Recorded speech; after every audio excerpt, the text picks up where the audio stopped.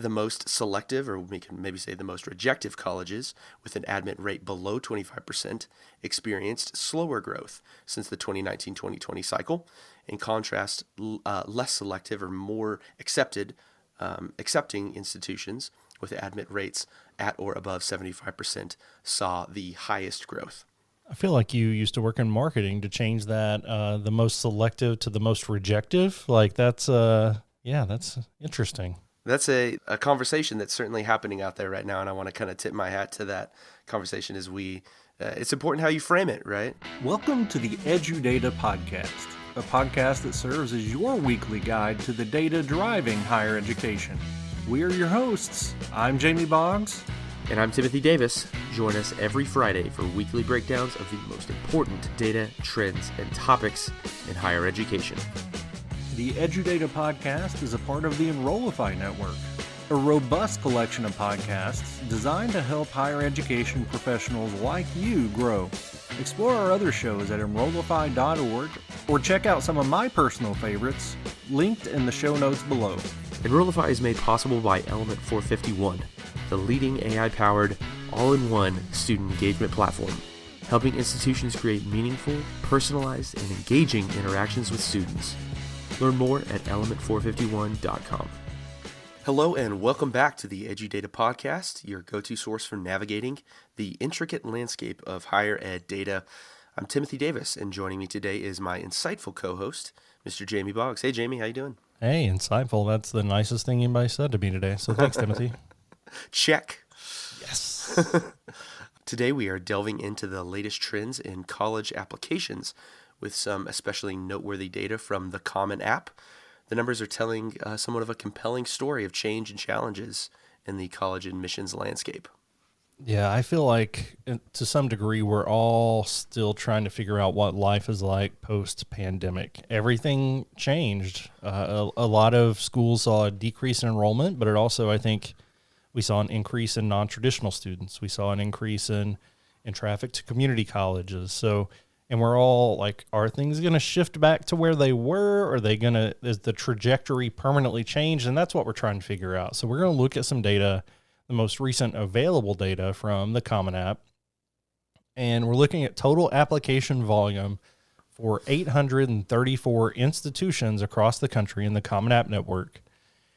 In the most recent data point from year to year, there has been an increase of 12% of applications being filed in this previous cycle. That's a big increase. Over the course of time, if you see a 12% increase, that's going to be over the course of maybe a decade, several years, and depending on the different populations. But why we're here today is to talk about where that actually is coming from and what it means from the future. Does this mean that we're going to continue to grow and that schools it's going to be a less competitive market because there are so many applications out there? There are 4.5 million applications submitted through the Common App by December 1st of last year. Interestingly, though, the number of individuals submitting these applications has only risen by 8%. So going back to a few weeks ago, we talked a lot about quantitative literacy. What does that mean for us? We have a 12% increase in applications, an 8% increase in applicants. That means that students are filling out more applications. They're submitting more Common Apps to more institutions, and the average number of applications per student is what is going up. Not necessarily the number of applicants is up, but not as much as that figure would show us. The number of applications per student's up about 3%. Well, yeah, Jamie, I appreciate you bringing up the data literacy component there.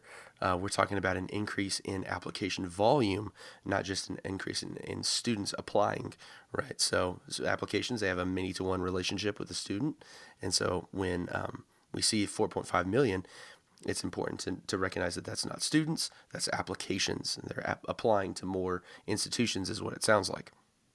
So while we are seeing an increase in application volume, the growth in applications isn't uniform across all institutions. And this is illustrated in some visualizations published by Jeff Salingo on LinkedIn. The most selective, or we can maybe say the most rejective colleges with an admit rate below 25% experienced slower growth since the 2019-2020 cycle. In contrast, less selective or more accepting institutions with admit rates at or above 75% saw the highest growth. I feel like you used to work in marketing to change that, the most selective to the most rejective. Like that's interesting. That is a conversation that's certainly happening out there right now, and I want to kind of tip my hat to that conversation. As it's important how you frame it, right? Absolutely, and when both you come are at accurate. Which one do you want to say? Yeah. When you come at it from a perspective of education as a public good, as something that we as an important service that we provide to society, I think it's also important how you frame that. Absolutely. Hey there, it's Jamie and Timothy from the EduData Podcast, and we want to personally invite you to the Engage Summit this summer in Raleigh, North Carolina. The theme of the conference is AI Got You. We're not just talking theories. This conference is your guide to understanding and applying AI at your institution. By the end, you won't just get AI, you'll be ready to lead your campus through an AI transformation. It's for everyone who wants to use AI to level up everything you're doing. Whether your focus is to recruit or retain, the summit offers a platform to learn, network, and bring back actionable insights to enhance your student engagement strategies. I hope you'll join us and some of our favorite Enrollify creators like Jamie Hunt, Dustin Ramsdell, and Artis Cadu in Raleigh on June 25th and 26th. Use the discount code Enrollify50 and you can register for just $99. You do not want to miss this, so join us at the Engage Summit this June. Learn more and register at engage.element451.com. Can't wait to see you there. But a critical factor influencing these trends is the aftermath of the U.S. Supreme Court's ruling on affirmative action. Many colleges are adjusting their approach to data collection related to race and ethnicity in the wake of this ruling. Despite these changes, the Common App's December report highlights that a 15% increase in applicants identifying as underrepresented minorities, particularly in the Black and African American and Latino categories, both at 15% increase. Yeah, which again, we're trying to view the landscape moving forward now that admissions offices are not supposed to use that data in the process. Are they going to be collecting more, or are students going to knowingly be more willing to submit or less likely to submit? Those are things I don't think we fully anticipate. So another thing to watch for moving forward as data is collected and presented. You always have to have that date of inflection, right? There was a change here that may impact everything after this on your line graph.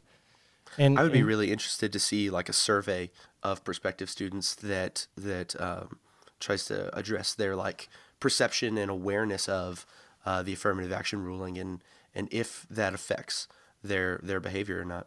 Absolutely. I think that would be a fascinating thing to look at. It's a very complex scenario. And another thing that's making waves in college admissions is the ongoing debate about test scores, especially to test optional schools. Should you submit them?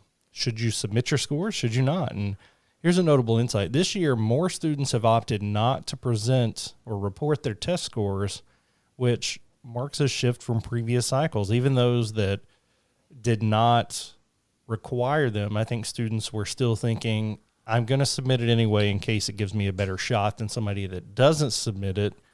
That's not necessarily the case anymore. The Common Apps data reveals that the growth in this trend has accelerated a great deal over the last year, which is a big shift in dynamics, and it raises questions about the future trajectory of that pattern.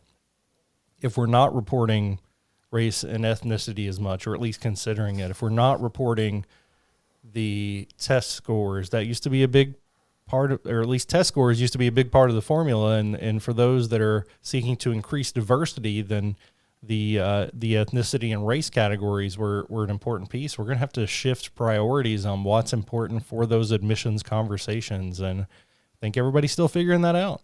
Yeah, absolutely. And I think it's also important to mention the frustration among students and families at the college admissions process. I think we're looking at individuals. It's almost more and more of a black box, right? We don't as data analysts, we have certain formulas or certain models that we just throw data into and it spits it out. We want to know how it works. And those black box models can be frustrating sometimes. And I think that's what admissions is feeling more and more like, as we're taking away these data points. Possibly. But yeah, Jeff Salingo also points out that the surge in applications is a little bit overwhelming to especially like the public flagship institutions, and that strain can be felt across the system. And as we observe that tension, the question that kind of looms is, who will make the first move? Will colleges reconsider their enrollment management strategies, or will students recalibrate their approach to college applications?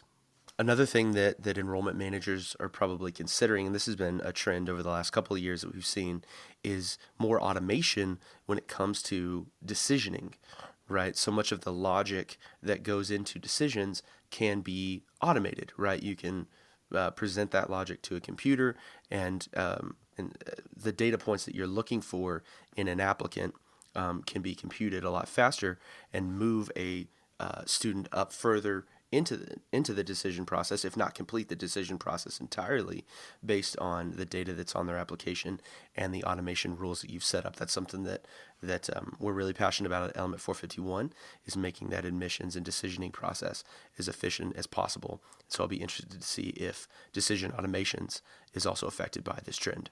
Absolutely. I think it will be, and we'll keep you up to date on those things. But I think you've hit the nail on the head there. The current scenario demands a reevaluation from both sides. Increasing application numbers and the evolving dynamics of what data we have, what data we don't have access to, they need thoughtful solutions. So to our listeners, we'd love to hear your thoughts on this complex issue. Do you think colleges, how are we going to navigate this world where we don't have access to some of the data we had before, but we have access to new data? So what's the process for thought leadership on how we should renegotiate those processes? And from the student perspective, are they going to go back to applying to fewer colleges?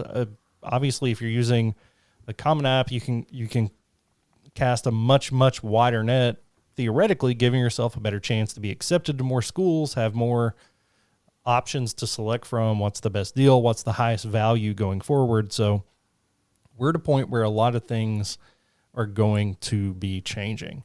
Now, we have spent this entire episode talking about an increase in applications, even though it's not as big of an increase in applicants.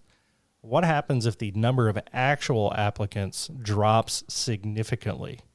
This is our first teaser. Next week, we're going to talk about the birth rate decline and the upcoming cliff that applicants are going to be on, where we're going to have so many fewer applicants for higher ed in general in the coming year. So we'll dive into what that means and what that looks like next week on the EduData Podcast. Until next time, this is Jamie and Timothy signing off.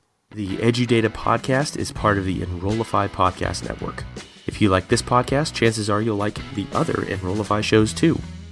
Our podcast network is growing by the month. We've got a plethora of marketing, enrollment, and higher ed technology shows that are jam-packed with stories, ideas, and frameworks, all designed to empower you to be a better higher ed professional. Our shows help higher ed marketers and admissions professionals find their next big idea and feature a selection of the industry's best as your hosts.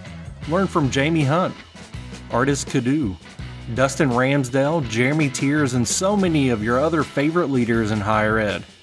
Enrollify is made possible by Element 451, the leading AI-powered all-in-one student engagement platform helping institutions create meaningful, personalized, and engaging interactions with students. Learn more at element451.com.